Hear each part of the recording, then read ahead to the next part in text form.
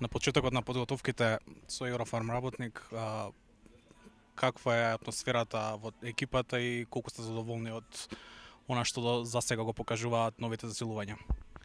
Па одека сме веќе четврти ден на подготовки во Маврово. Работиме напорно, исклучително сум задоволен од атмосферата и од она што играчите го покажуваат во овај прв дел, каде што повеќе работиме на физичка подготовка, односно 100% од подготовките се физичка подготовка.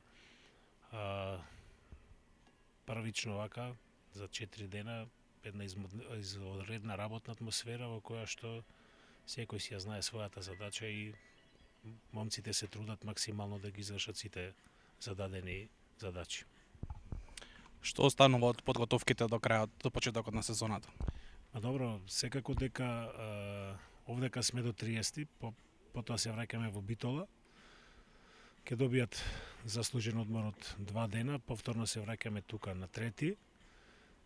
До 14 сме во Маврово, потоа учествуваме на 2 турнири во Струга и во Довој, како што знаете, и од 25 ќе бидеме константно во Битола, играме 2 надпревари од ЦХ лигата и 1 надпревар од Лига шампиони 15 со екипата на Спортинг. За нас можеби клучен надпревар за оваа сезона.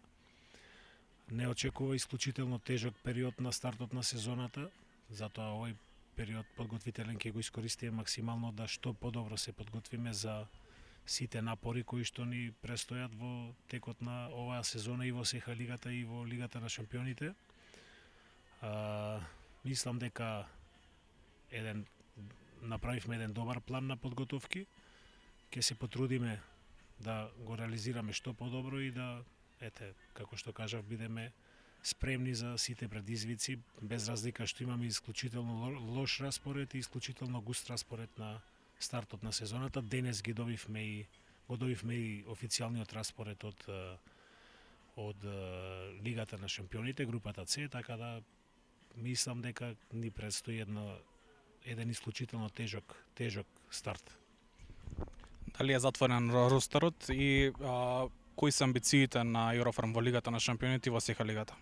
Добро, за ростерот можам да кажам дека може би ќе се појави уште еден играч до крајот. Не би сакал да зборувам повеќе на таа тема. Мислам дека 95% од ростерот е затворен и овие се играчите кои што ќе го понесат целиот товар во оваа сезона. Амбициите, ние сме клуб дебитант, значи што не значи дека ќе излеземе со бело знаме на надпреварите и во едната и во другата лига. Имаме доста искусни играчи кои што играле и во Лига шампиони и во СХ лига.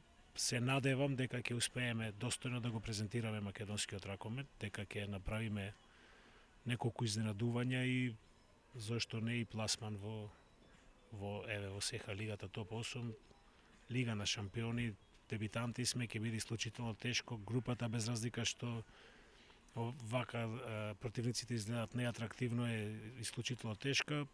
Секоја победа за нас ќе биде голем успех како клуб кој што прв пат се појавува и во СХ и во Лига шампиони.